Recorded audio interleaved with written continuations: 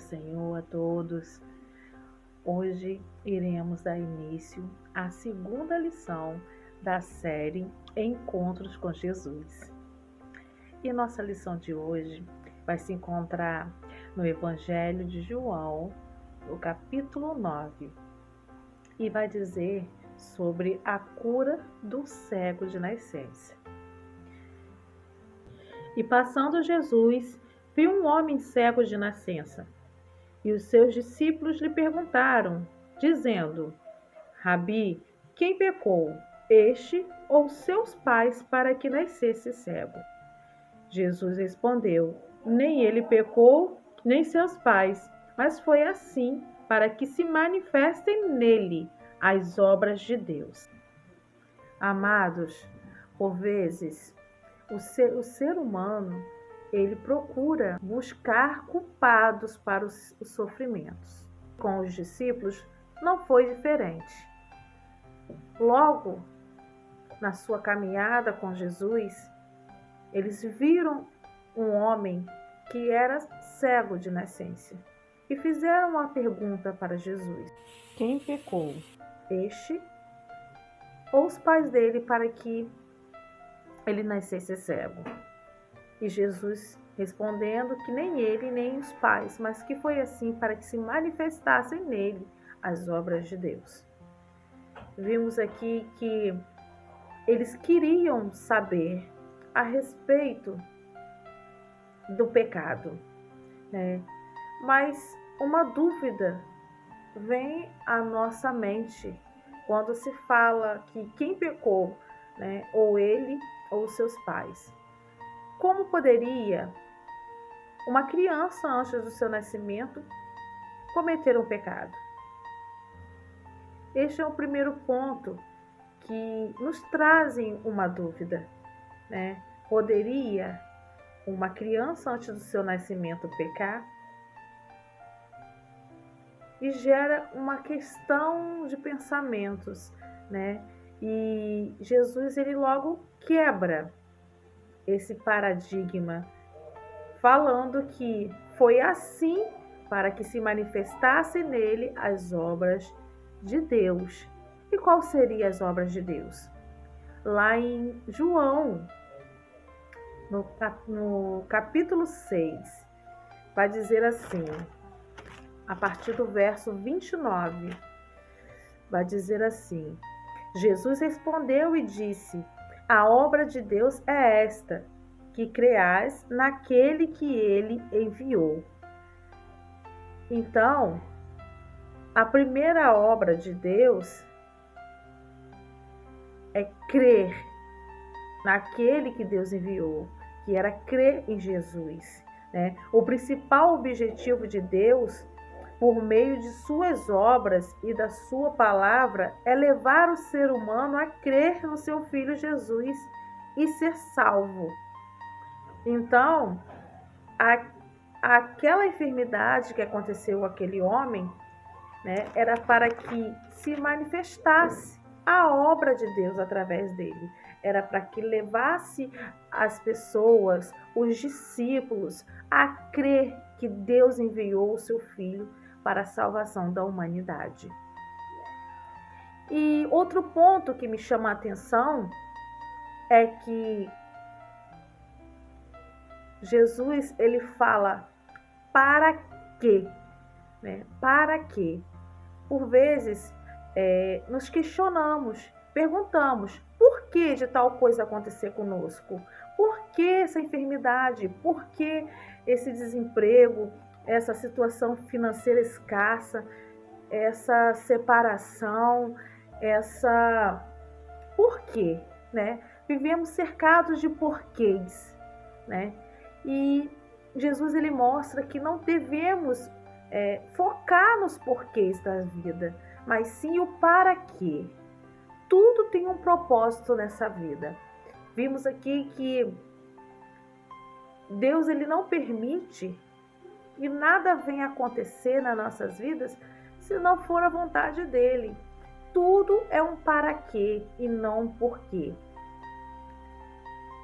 E por vezes o ser humano, ele culpa Deus por tragédias, por infortúnio, por má formação, e acaba se perdendo, né, a oportunidade de manifestar o poder de Deus através de suas vidas. E com isso, a gente aprende uma grande lição de crescer pessoalmente, né, e espiritualmente. Então, não devemos perder, né, a oportunidade de crescer pessoalmente e espiritualmente, através das consequências que acontecem com a gente. Ao invés de focarmos no porquê, devemos focar no para quê. Tudo tem um para quê, né? Para que as obras de Deus venham se manifestar nas nossas vidas ou através das nossas vidas. E por essa razão, Jesus ensinou que os discípulos não deveriam ficar presos aos porquês, e sim os paraquês. Jesus, logo após, vai falar assim: convém que eu faça as obras daquele que me enviou, enquanto é dia. A noite vem quando ninguém pode se trabalhar. Enquanto estou no mundo, eu sou a luz do mundo. Então Jesus, ele veio fazer as obras de Deus, obedecer o mandamento de Deus, né? Através dos milagres, das curas, das libertações, né? E verso 6 vai dizer: tendo dito isso, cuspiu na terra, e com a saliva fez lodo e untou os olhos do cego, e disse-lhe: vai-te e lava-te no tanque de Siloé, que significa o enviado. Lavou-se e voltou vendo. E o interessante aqui é que Jesus, ele cuspiu na terra e com a saliva fez um lodo. Interessante, né? Que o primeiro homem da humanidade, ele veio do pó da terra, foi formado do pó da terra, do barro, né? Foi moldado do pó da terra por Deus. E Jesus, ele criou a visão daquele homem através do pó da terra e da sua saliva. Por que com a sua saliva, né? Vemos em outras passagens que Jesus, né, é a fonte de águas vivas, né? E vamos ver também em outras passagens que a mulher do fluxo de sangue, ela toca na orla de Jesus. O que podemos entender aqui? Que Jesus tinha poder em todo o seu corpo, poder no seu sangue, poder na sua saliva, poder na sua orla, poder na sua palavra.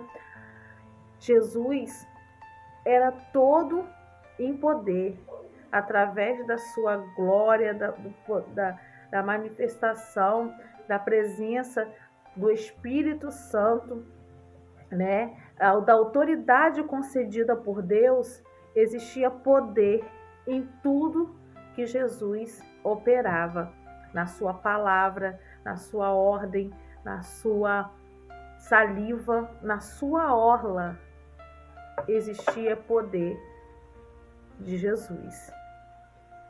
Então, quando Jesus deu uma ordem para que ele fosse lavar no tanque de Siloé, ele foi, lavou e voltou vendo. Vimos aqui também a obediência daquele homem em cumprir uma ordem de Jesus. E ele obedeceu. E Siloé significa o enviado. Então, o enviado seria quem? Jesus. Jesus foi enviado para manifestar naquele homem as obras de Deus. E verso 8 vai dizer que os vizinhos e aqueles que dantes tinha visto que era cego, diziam: não é aquele cego que estava sentado e mendigava? Uns dizia: é este, e outros: parece-se com ele.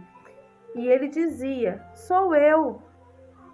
vimos aqui que quando, né, se manifesta o poder de Deus em nossas vidas, tudo se torna diferente, tudo muda, né? A forma de andar, de falar, de agir, no proceder, tudo muda.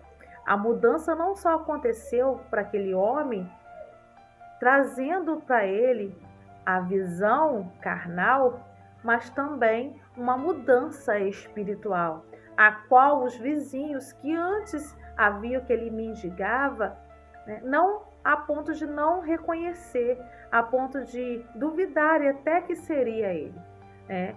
E houve aquele questionamento.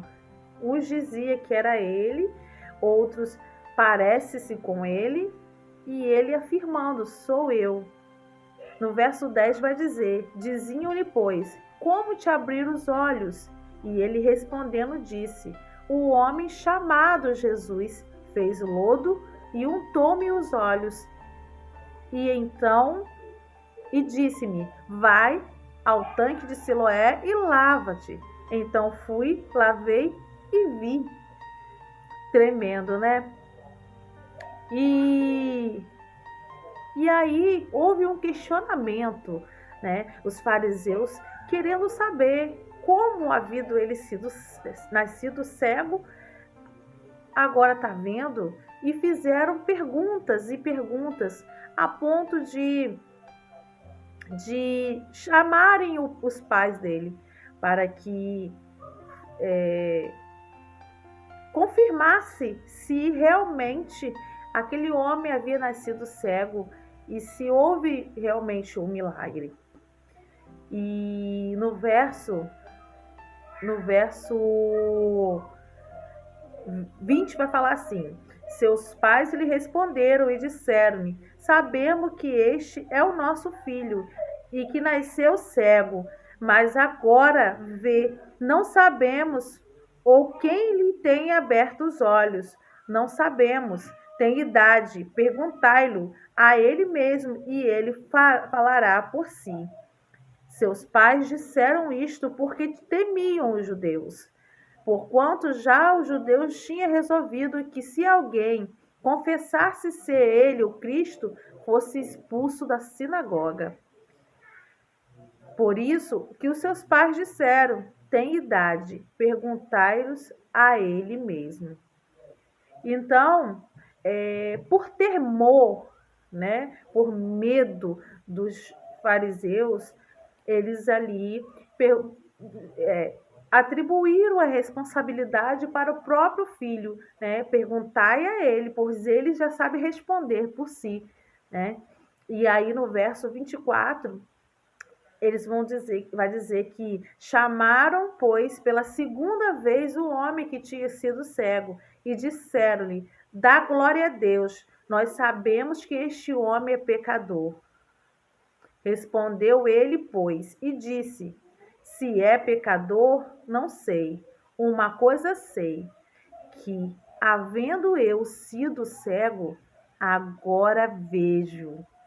Tremendo, né? Então, os fariseus tentaram acusar Jesus, dizendo que era pecador. E aquele homem imediatamente falou, se é pecador, eu não sei. Eu só sei de uma coisa, que havido eu sido cego, agora eu vejo. E o interessante é que mais à frente ele vai falar algo tremendo, né? E vai dizer assim, tornaram a dizer-lhe, que te fez ele? Como te abriu os olhos? 27, respondendo-lhe, já vô-lo disse, e não ouviste? Para que o queres tornar a ouvir? Quereis porventura fazer-vos também seus discípulos? Então o homem tinha dito, eu já te disse, ele fez o lodo, me untou, e vocês não entenderam? Por acaso vocês querem ser discípulo, né, de Jesus?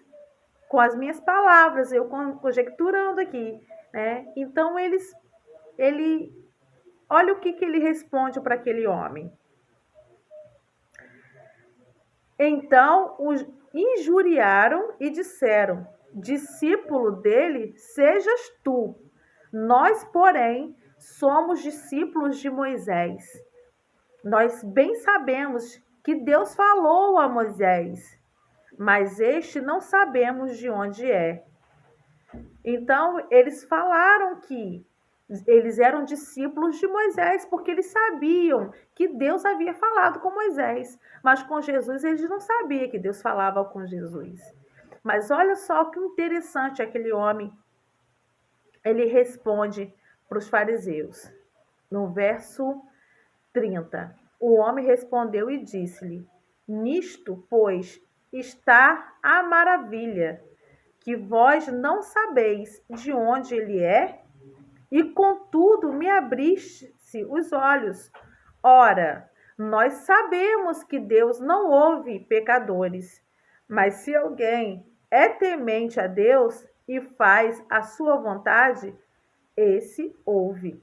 Em outras palavras, ele estava dizendo que a oração do justo surte muitos seus efeitos, né? E ele disse aqui: sabemos que Deus não ouve pecadores, mas se ele foi capaz de operar esse milagre, fazer ele enxergar, uma vez que ele não tinha visão, é porque ele veio da parte de Deus. E ninguém nunca operou este milagre. E aí, olha o que ele fala no verso 32. Desde o princípio do mundo, nunca se ouviu que alguém abrisse os olhos a um cego de nascença. Se este não fosse de Deus, nada poderia fazer. Responderam eles e disseram-lhe: tu és nascido todo em pecado e nos ensinas a nós? E expulsaram-no. Jesus ouviu o que tinha expulsado e, encontrando-lhe, disse: crês tu no Filho de Deus? Ele respondeu e disse: quem é, Senhor, para que eu nele creia? E Jesus lhe disse: tu já o tens visto, e é aquele que fala contigo.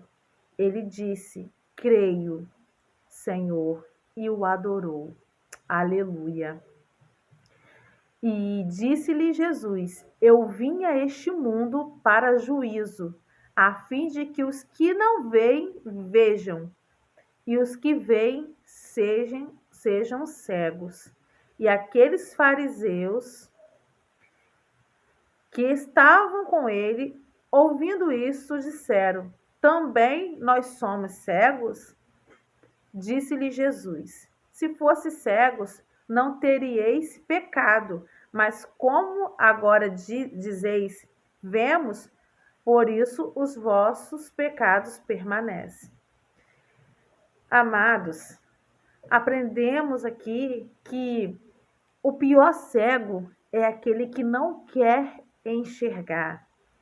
Aquele homem nascido cego, ele foi-lhe aberto os olhos, né, carnais, os olhos naturais e os olhos espirituais. Ele pôde enxergar que Jesus veio através, amando de Deus, através do Pai, né? E ali ele entendeu que se ele não fosse, se ele não viesse da parte de Deus, ele não poderia fazer nada.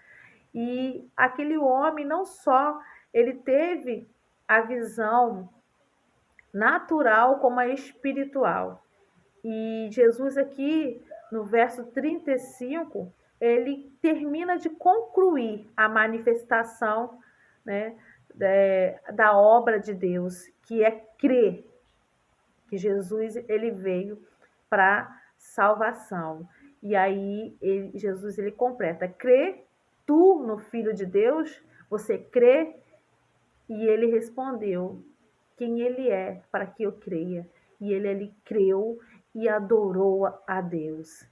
E vimos aqui que os fariseus, Jesus ele disse, né, que ele veio, né, a este mundo para que os que veem sejam cegos e os que sejam cegos veem, né? Em outras palavras, Jesus estava dizendo que aqueles que não enxergam, aqueles que não têm visão, eles vão passar a ver. E aqueles que veem vão ficar cegos, né? Em outras palavras, né, os fariseus ali, eles estavam rejeitando, ignorando. Eles até sabiam que Jesus ele operava, sabiam que Jesus ele vinha da parte de Deus, mas eles não queriam aceitar Jesus. Eles não queriam. Então, vimos aqui que Jesus ele fala que se eles não enxergassem realmente, né, eles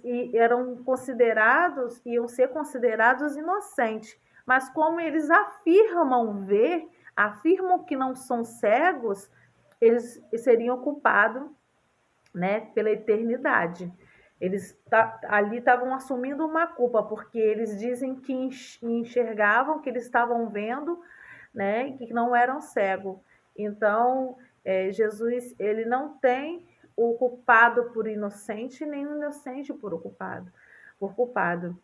Então, eles ali estavam assumindo a responsabilidade. Então, vimos aqui que quando o homem ainda estava cego, só havia ouvido a voz daquele que curava, né? Ele não havia tido a alegria de conhecer a face do Senhor Jesus. Por isso o Messias foi a seu encontro novamente. Não bastava ao homem ter recebido o glorioso milagre. Era preciso ter a fé fundamentada para suportar as perseguições, as renúncias, as perdas que viria pela frente. De igual modo, todos os dias, de diversas formas, o Altíssimo tem ido ao encontro daqueles que recebem milagres importantes, mas passageiros. Eles têm nos mostrado a necessidade urgente de um novo nascimento, para que possam permanecer obedientes e salvos até o fim. Então, não basta só receber o milagre, é preciso crer, né? Crer no Senhor Jesus, crer no Filho de Deus, né? Todos os dias temos que crer que Ele é o nosso Senhor, é o nosso Salvador, que Ele, a nossa fé tem que ser alicerçada todos os dias nele. Não basta só recebermos o milagre, virarmos as costas e continuar a viver uma vida de pecado, uma vida de erros, uma vida que não agrada ao Senhor. Todos os dias temos que alicerçar nossa fé em Jesus e fazer aquilo que agrada, aquilo que apraz o nosso Senhor. Então, a cura do cego, né, nos mostrou vários sinais de que Jesus era o Messias, né? O primeiro sinal identificava aquele que veio tirar das trevas e dar luz ao mundo. O segundo indicava a forma como Jesus efetuou a cura, que se semelhava à criação do primeiro homem, né? Que foi a partir do barro manipulado por Deus, que vai falar lá em Gênesis, no capítulo 2, no verso 7. E o terceiro mostra que a visão daquele cego precisava ser criada, uma vez que não existia, né? Então, nem toda